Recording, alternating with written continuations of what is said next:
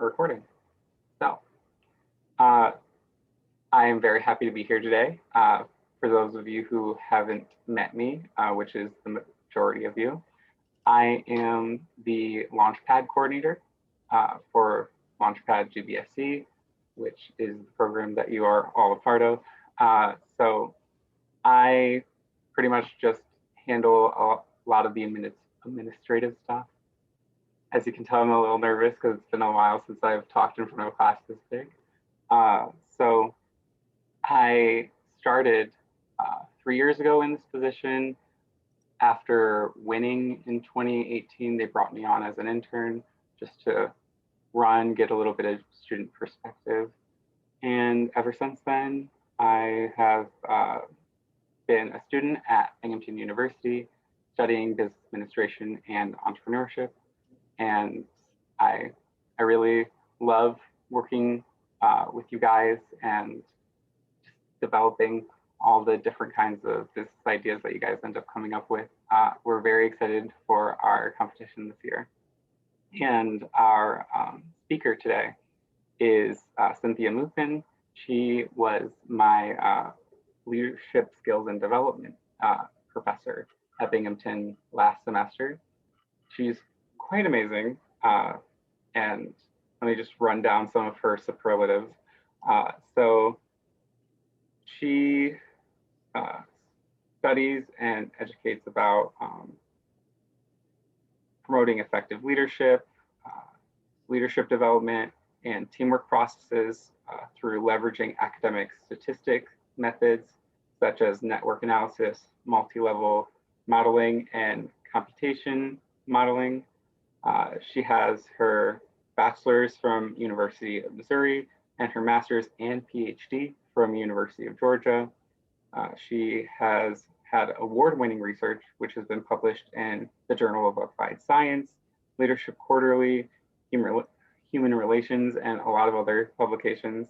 She's also a senior research fellow at the U.S. Army Research Institute for Behavioral and Social Sciences, and as well as a couple other research institutes. So she's very, very impressive, and we are very lucky to have her today to speak to you guys about team leadership, effective teamwork, etc.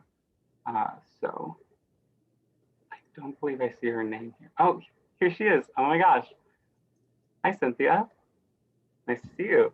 Morning. How are you? I am very excited, a little nervous. So you need to be nervous. You're doing a great job. I appreciate the introduction. It was wonderful. So thank you for inviting me here today. Very happy to have you. Awesome. So let me see if I can share screen. I can, which is perfect. Make you a co-host. Okay. Yep, it looks like it's all working. So can you all, let's see here. I want to make this open again so I can see your faces. I've seen faces in the morning. All right, can you all see my screen okay? Thumbs up if you're good. Yeah, thanks for the nods, all of that. Michael knows from my own classes, it's always more fun when people are, kind of nodding along with me to let me know what's going on. I know that's one of the challenges of virtual life that we're living these days, but I'm really excited to be here to talk with you all this morning. And I'll be talking about teams and leadership, kind of a basic crash course on some of these topics. Michael mentioned to me that many of you will be working in teams that have some sort of group performance outcome that is really critical. And so I'm sure many of you have been on teams in the past, maybe through sports or other clubs or something like that too. However, it can be different whenever something about your performance is actually dependent on the team itself, particularly when it comes to academics, right? So I just want to talk through a bit about that today to hopefully give you some good tips and advice so that you all can be successful. And even if there's some of you who are working as individuals for these projects too, that's not a problem. I like to tell my students at Binghamton that chances are you're not going to make it through your entire life never working on a team unless you from day one are your own boss and you have no employees ever. Then maybe you'd get through without it, right? But for the most part, everybody's going to need to understand teamwork and be successful at it in order to also excel in their careers. So it's kind of the backdrop to what we'll be talking about today. So I was going to talk about my background here, but I think Michael already did a really great job in mentioning kind of where I'm coming from, what my perspectives are. So I did my undergrad at the University of Missouri. I was a leadership consultant for several years after I graduated, and then that made me want to do my master's and PhD at the University of Georgia. And then before coming to Binghamton, I was the senior research fellow for the U.S. Army Research Institute in DC. So I've lived a lot of different places. I've had a lot of different experiences, but I think that all helps come together for me to give you all better perspectives about these types of topics. And so at Binghamton, I'm an assistant professor of leadership and organizational behavior. So I'm part of the School of Management, which is the business school, but I also serve with several centers as well, based on my research. So one is the Bass Center for Leadership Studies. Binghamton has a super cool connection to the leadership research world because Bernie Bass, who is one of the foremost researchers in this area, was actually a faculty member at Binghamton. So we have a center named after him. And then I also collaborate with some of my colleagues in the Watson College of Engineering as well. We have a group called COCO, which stands for the Center for Collective Dynamics of Complex Systems, which is a very fancy way to say the engineers bring crazy math to the table, and then the management folk bring things like leadership and teamwork to the table, and we collaborate together across boundaries to be able to do super cool work. So it's a lot of fun getting to collaborate with different people and be on lots of different teams. At Binghamton, I teach classes across levels. I teach undergraduate students, I teach MBA students, and I also teach in our PhD program. So not only do I have my PhD, but I get to develop future PhDs as well, which is very rewarding and exciting. And my main classes that I teach are individual leadership, which is where I met Michael. And then I also typically in the spring, so this is what I'm teaching now, teach team leadership. So it's great that you all got me while I'm all geared up on talking about teams anyway. And then one of my secret special superpowers, I guess, is using social network methodology to understand people's relationships. So it's not Facebook and LinkedIn and all of that stuff. It's more about how people's relationships can help them to become better leaders. So I teach a class on that at the doctoral level as well. But that gives you a little bit more background from where I'm coming from, and hopefully the idea that you can trust that I've got some expertise in these areas. So to talk about teams, first, a team is going to be any group of collectives or any group of individuals who work as a collective to try to achieve some sort of common goal. So you're not really a team if you're not trying to do anything together, right? And so if you're just hanging out with your friends, maybe you are just trying to be social with people. If you don't actually have a goal that you're striving towards, that's not going to count as a team. But anything where you are working towards something together and that you want to achieve together as a group, that can be counted as a team. So again, sports teams, all of that totally fits into the teams category. And again, I assume many of you have some sort of experience with teams in the past, but this might be, again, one of the first times that you've had a very academic focused type of team too. So we'll talk through how to be successful. So what's interesting is that teams go through different stages of development, and depending on the stage, the way people interact with one another can be vastly different. And what's convenient about these stages in terms of trying to remember them is that they all rhyme. Researchers like to do funny things like that to help you remember things. And so the first stage, which is going to sound pretty obvious, is the forming stage. So of course, whenever you're going to be a team, there's got to be some point where you're introduced to one another, you become acquainted, you try to learn about one another. And in this typical stage, people tend to be pretty polite.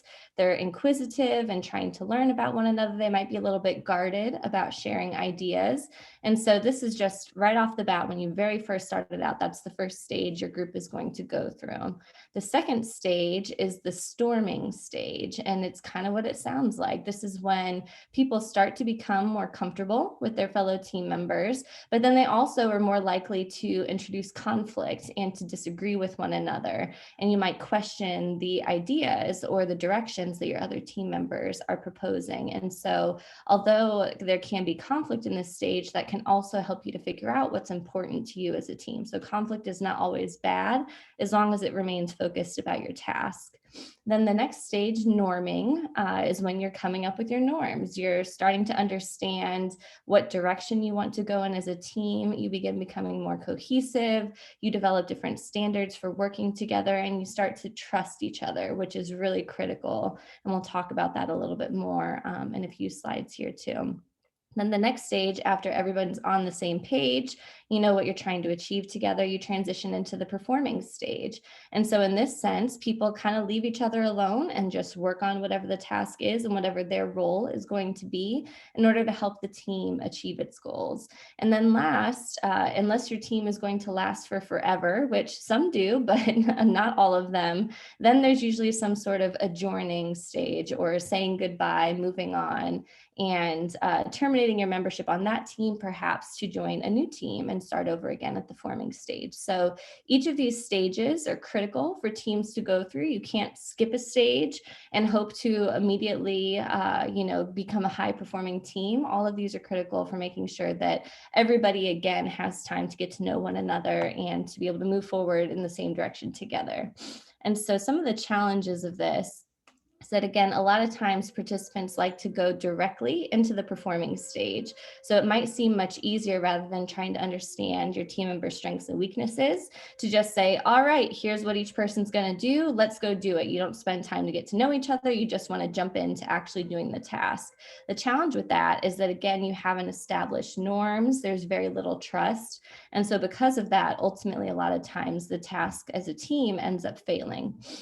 The storming and forming and norming phases, since that's early in the team's development, sometimes as people are trying to decide what direction your team is going in and who's going to be the leader, sometimes people who are maybe not suited to that task, who maybe aren't the most influential or don't have the team's best interest in mind, sometimes those are the people that emerge as leaders in early stages of a team's formation.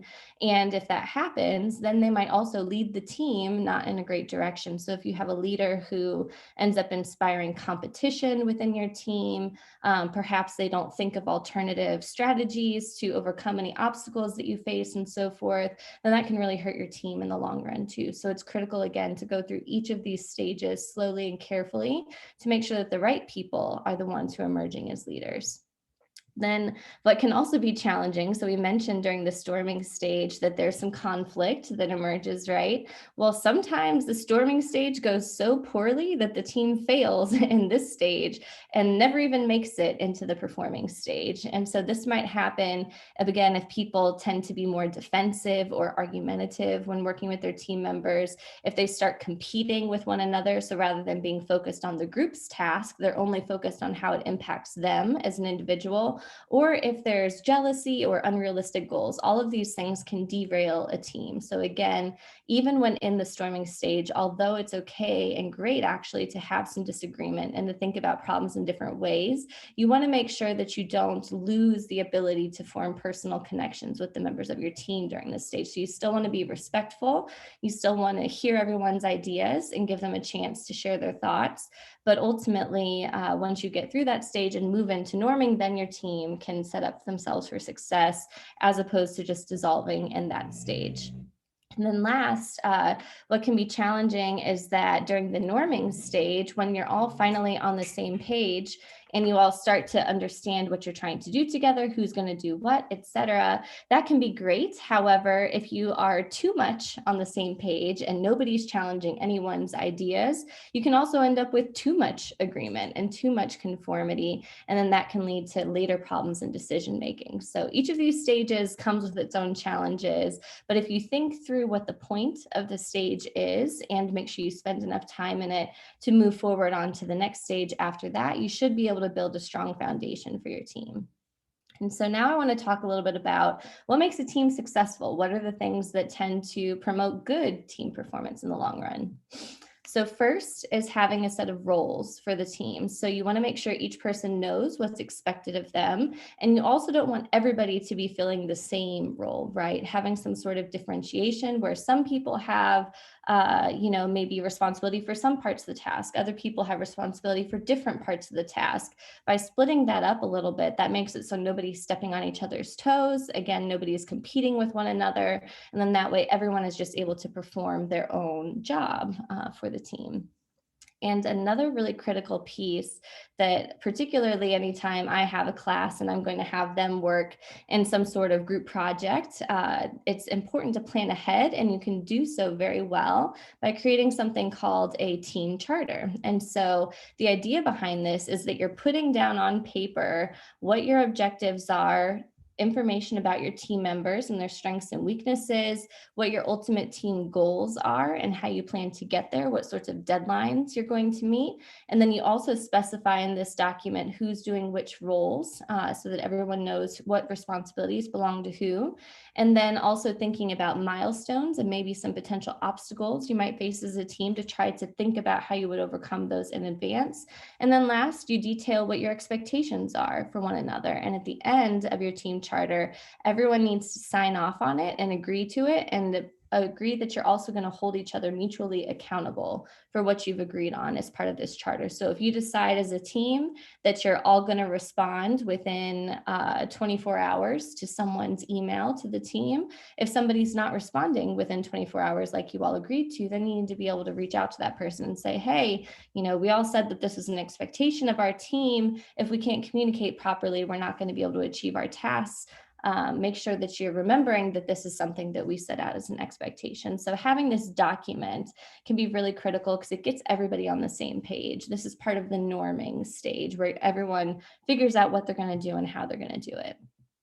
Another important part of teams is diversity. And so we expect that most teams in part are put together because people are different. If there were teams of people who are all totally identical, then what's the point of putting 4 totally identical individuals together, right? The important part about teams is that each person has maybe different types of expertise, maybe different personality characteristics. Maybe they like doing different types of work. Maybe they come from different backgrounds, different perspectives. Maybe they have different opinions and they think differently. All of that can be really important for a team.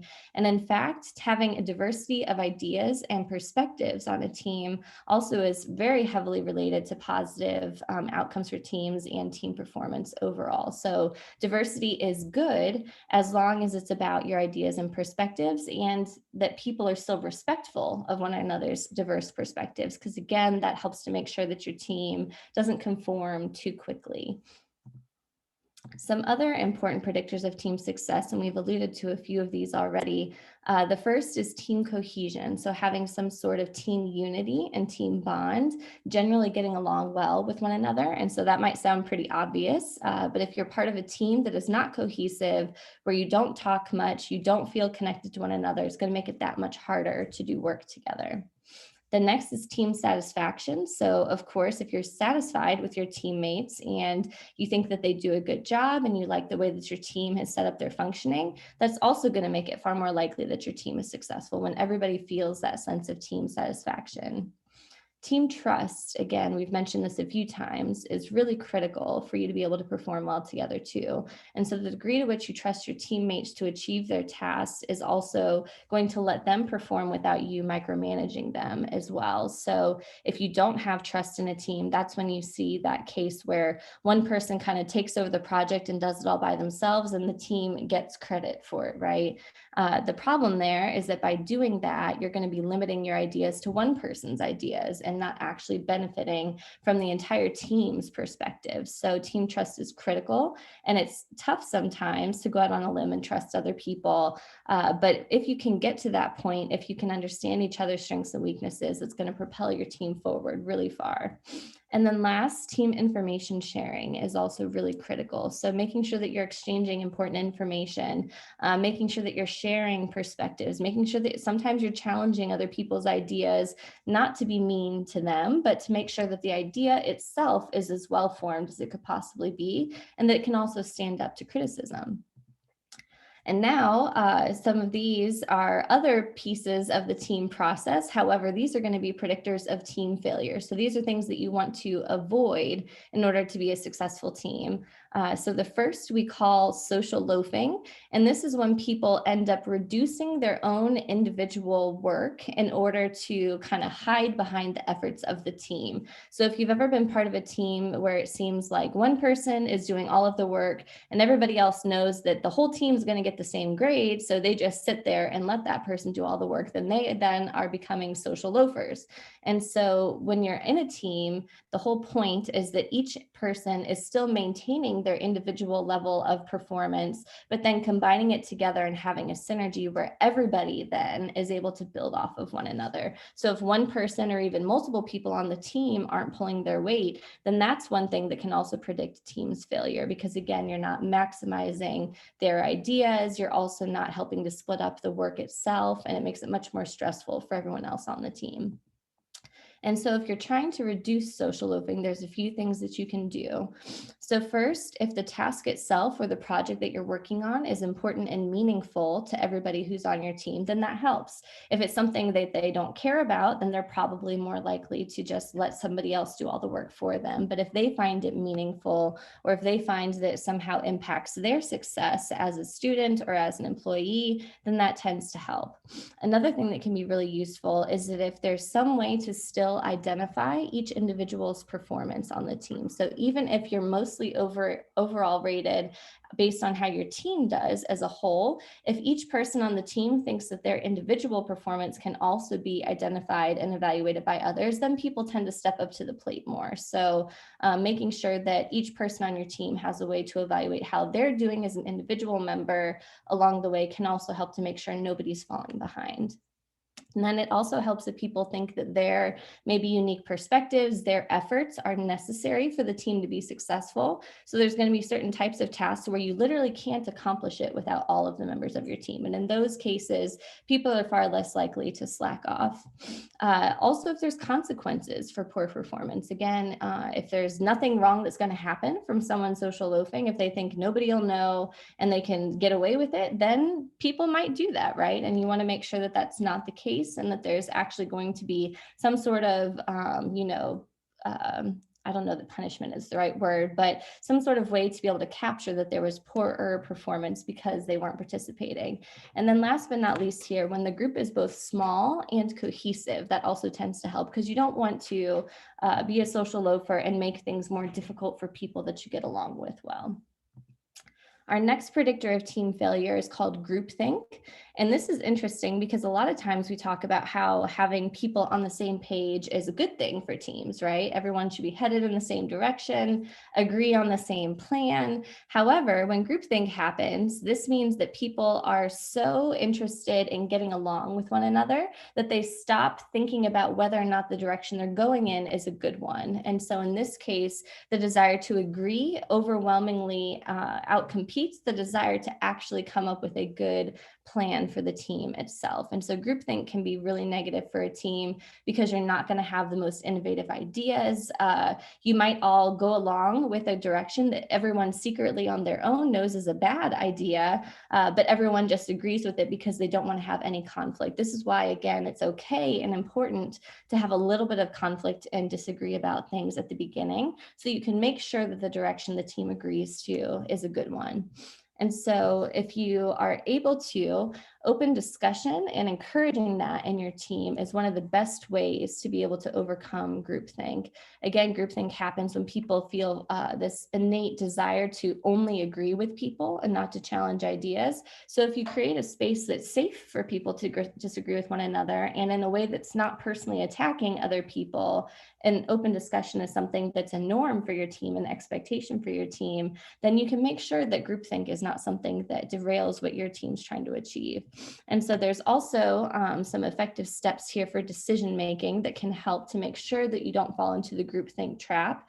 First, if if as a team, you're able to diagnose the problem and then think about some obstacles that might happen along the way, and then come up with solutions to those potential problems, those are good first steps. But then as you're evaluating your solutions, rather than picking the first one that you came up with, you evaluate all of them critically and try to figure out what's going to actually be the best solution.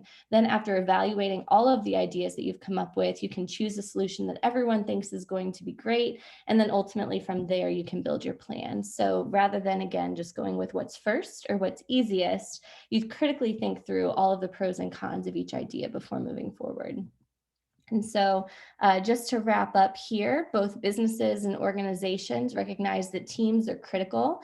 And so you'll also see that most organizations require people to work in teams in some way, shape, or form in order to get their work done. So it's great that you all are going to get experience with this early on, because this will also happen throughout not only your working career, but also your time in college and so forth too.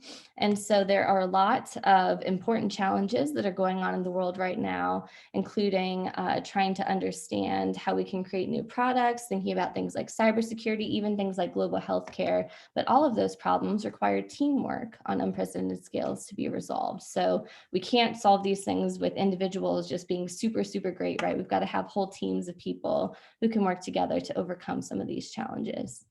And so if you want to be an effective team leader, again, remember that you can promote the predictors of team success, establishing some clear roles, holding other people accountable, enhancing things like cohesion and information sharing, and then avoiding things that can help the team fail. So avoiding social loafing and groupthink, both for yourself and also helping the other members on your team not to fall into those traps.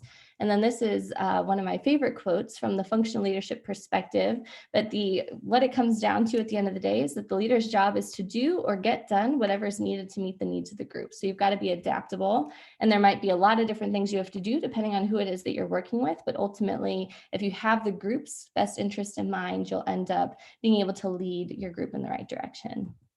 And that is all I have. So I'd love to take some time to answer questions also this morning. And I've also got my email up here in case you're curious and want to learn more about anything that we talked about today. And I'm sure Michael and Christina could also share those with you all after the fact as well, if you would like. But I will stop sharing my screen here too, so that I can see everyone's faces, because again, that's far more fun when you're having a discussion. But whenever anyone's ready for a question, I guess you can do the raise your hand thing or just unmute, whatever the norms are for your class.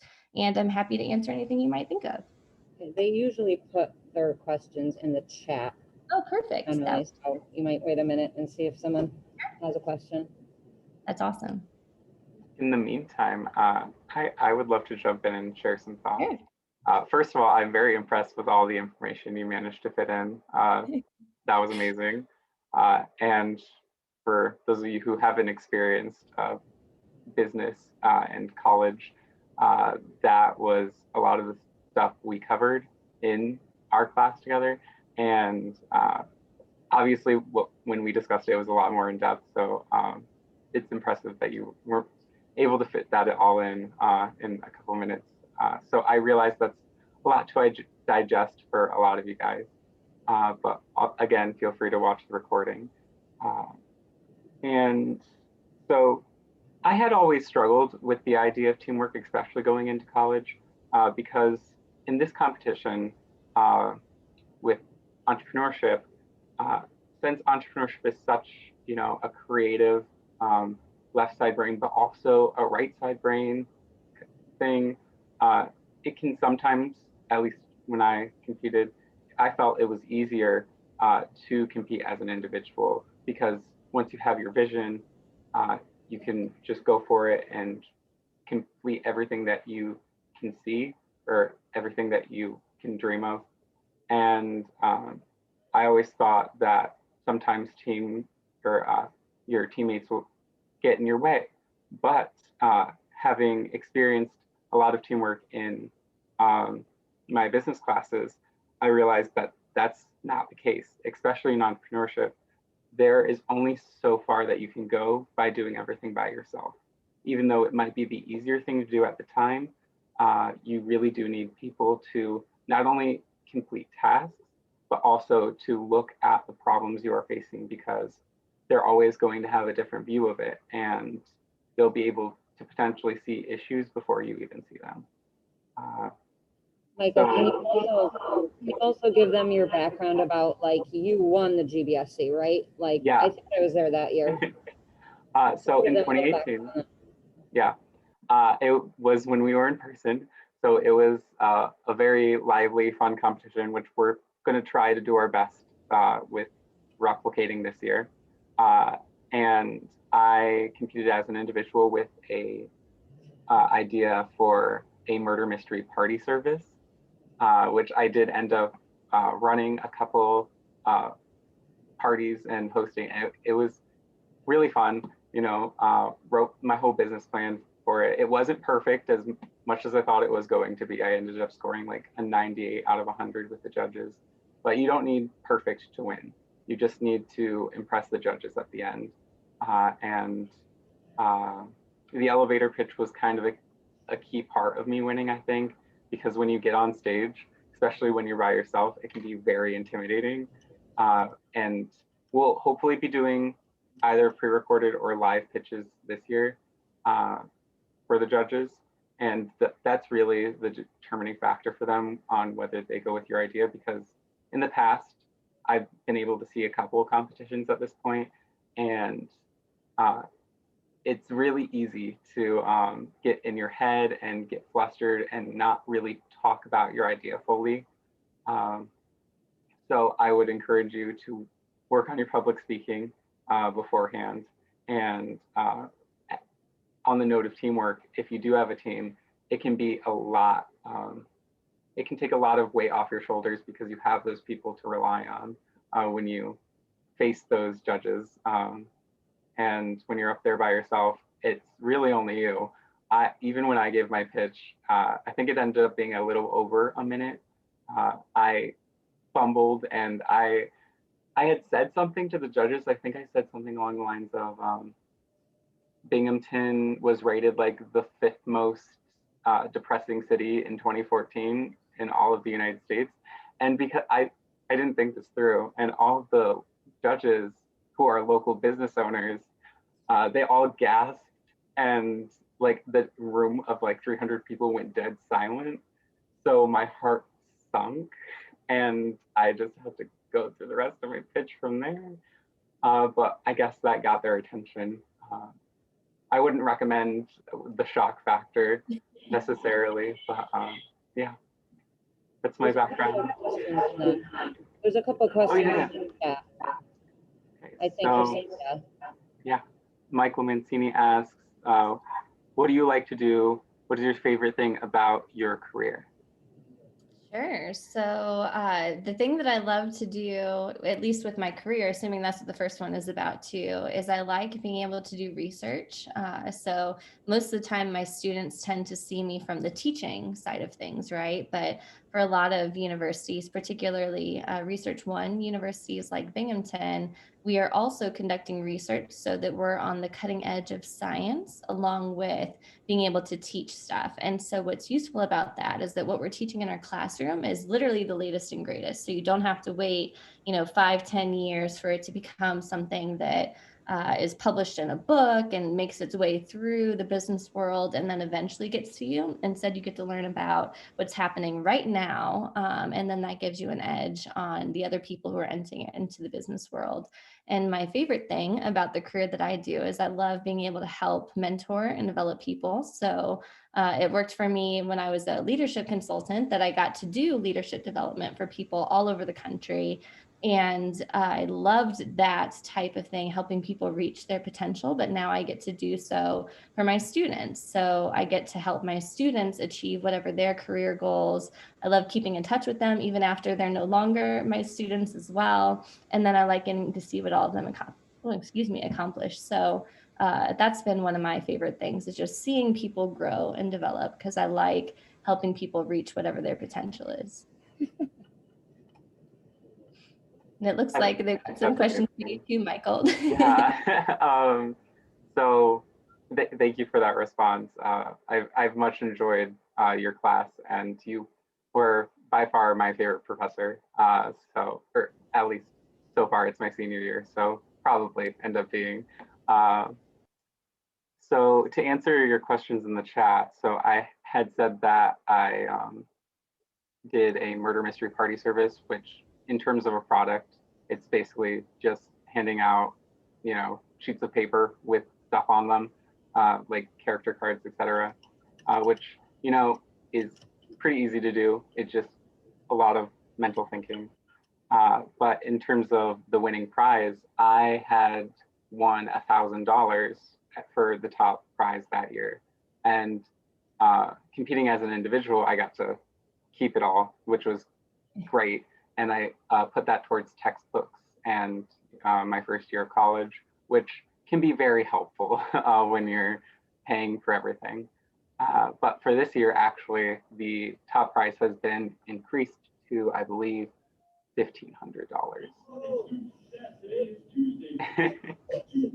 Okay, So I hope that's that's the end of the period. We have announcements and the bell is about to ring. Can you guys unmute and thank Michael and Cynthia for spending their morning with us? Thank you. Thank you. Thank you guys. Thank you. Thank you guys. It's a pleasure. Thanks. Thank you Thanks, so everyone. much. I appreciate it. Thanks. Great Have a to good meet day. you. Great. Thank you. Thank you, Professor. Of course. And Right. Michael, Bye, I everyone. end it. You can get the recording, right? Yeah. Yep.